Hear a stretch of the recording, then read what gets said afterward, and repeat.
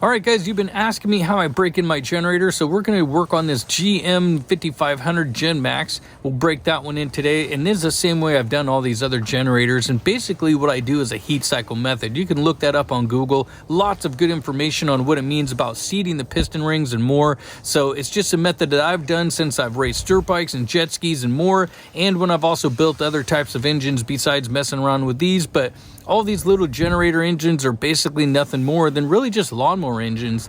These are engines that Champion uses in their generators, and they're not that much different than basically a lawnmower, as you can see here. And I want you to ask yourself, when was the last time you've seen anybody actually break in a lawnmower or maybe a wood chipper and other types of equipment that use that? But if you want to get information, always check your manual. Sometimes you'll see stuff in there. If you don't like it, you can toss it to the side, but by reading these, you will find a lot of good information. Okay, so we're going to finish breaking in this generator I got the other day, and I basically do 3 steps. It's a 3-load process. I do about 30%, 60%, and then I do more, and I use a heat guns and hair dryers to provide constant load. And sometimes when I need more, I'll use like my RV trailer, and that'll help provide different types of loads if I need it. But I'll show you guys how I do this little process real quick, and we'll kind of get started. I'm only going to show you one of the 3.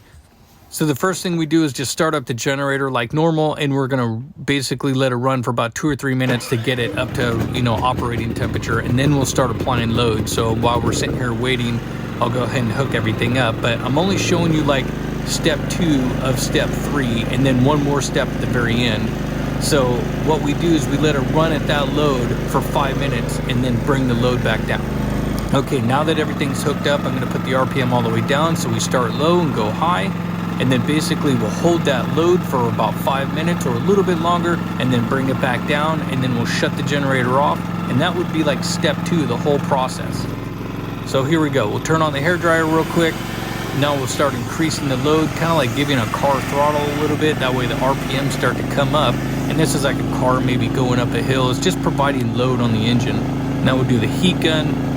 Now that that's kind of going up, so we're running about 3,000, 3,200 watts so far, and that's another 700, so we'll be at about 4,000 watts after I put this on here roughly. And now that's on setting 1, and you can kind of see it clicking up there, and we're about 50%, 60, 75% almost. And so now what I do is I let this run for 5-6 minutes, and I come back. So it's been about 5-6 minutes. Now we're going to go ahead and start dropping the loads on the generator. And then we're going to go ahead and shut it off.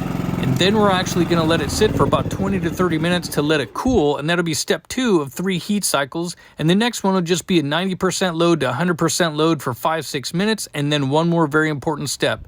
And that's going to be changing the oil, because now you've basically washed the inside of the engine from the machine shop when it was built.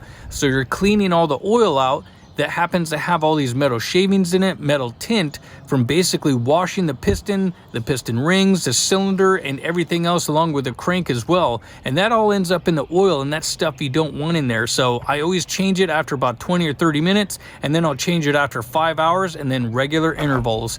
So there you go, nothing special about breaking in your generator. I don't use any of those special oils that they try to sell you. It's just basically a heat cycle method that's worked for years, and then changing the oil after, and then one more a little bit down the line after maybe 5 hours or so, and then you're pretty much good to go. I hope you guys liked this short video. Be sure to like and subscribe, and until then, I hope to see you next time.